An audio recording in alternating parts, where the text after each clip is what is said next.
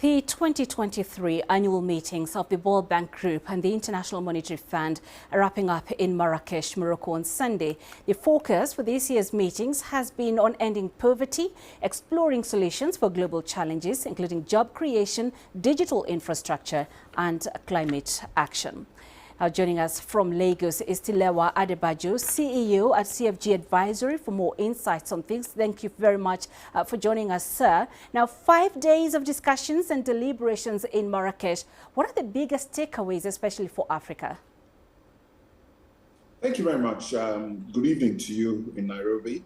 Well, I think what the World Bank president said is that he's going to outline a new playbook to drive impactful development in Africa.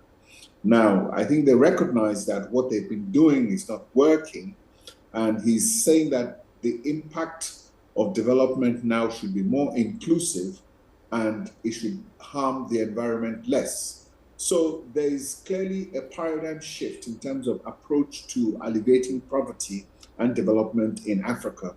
And it is this new playbook that they're unveiling that is going to be very sensitive to climate change and to focus on renewables and a green agenda. So we look forward to seeing what this is all about. Right. And just to follow up on that, because we did hear from the IMF chief talking about wealthy nations contributing more to developing nations. And this was the very same message 50 years ago when they held their meetings here in Africa. We had the same message from the World Bank. So just how much commitment is there to giving that support to the developing countries? Well, invariably, you see, charity does have to begin at home because the World Bank has done its bit by giving Africa access to its development finance facilities at concessionary rates. So African countries have benefited from taking loans from the World Bank and the IMF at very good concessionary rates.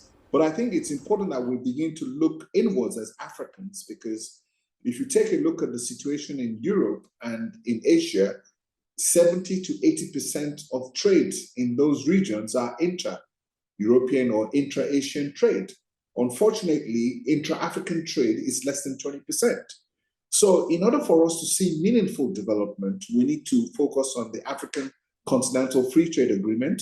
We need to strengthen institutions such as the Afri-Exim Bank, African Finance Corporation, and the African Development Bank to be able to increase the level of intra-African trade from below 20% and take it up to at least 70%. Then we can begin to see some meaningful impact, because a lot of resources of Africa is not staying within Africa. And I think that is the problem. So there's been protests there against the two lenders by activists to say the policies of the IMF and the World Bank are impoverishing the global south. Are there any indications of how the two institutions are planning to tackle this? Because it's been a huge talking point. Yes, indeed, it has been invariably. And I think the World Bank president acknowledged that in his speech, that the South has not benefited as much as the rich northern countries have. And don't forget that the rich northern countries don't borrow from the IMF or the World Bank. Predominantly, most of the World Bank financing is going towards the South. So we need to question ourselves within Africa. What have we done with the loans that we've gotten from both the World Bank and the IMF? And why do we consistently have debt problems in Africa? If you see, Ghana has defaulted. Nigeria is struggling with 96% of its revenue going towards debt service. So we have these problems. So why do we go into all these fiscal challenges in Africa? And it's time for us to begin to look inwards. We need to reform our fiscal regime in Africa to make it more sustainable for us to be able to achieve meaningful development. And as I said earlier, charity does indeed begin at home. But we need to resist the pressure, because we are not the people contributing to climate change. The northern countries are the ones contributing to climate change, but Africans do not have to pay for that. And we don't have to bear the burden of climate change. So speaking of climate change, we've got COP28 around the corner, and expectations were that discussions around climate financing will generate a lot of interest. Has this been the case?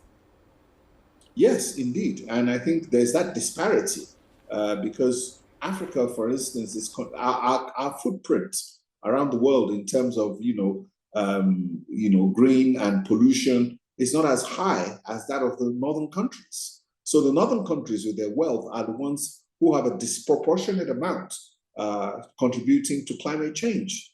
So we do not need to pay for that. And I think that we need to get some reparation in terms of that. And those are the arguments we need to look at in terms of climate finance, in terms of the renewable. So the benefits should come to Africa because we are less impacting the environment than most of the northern countries. I think that is clearly the case.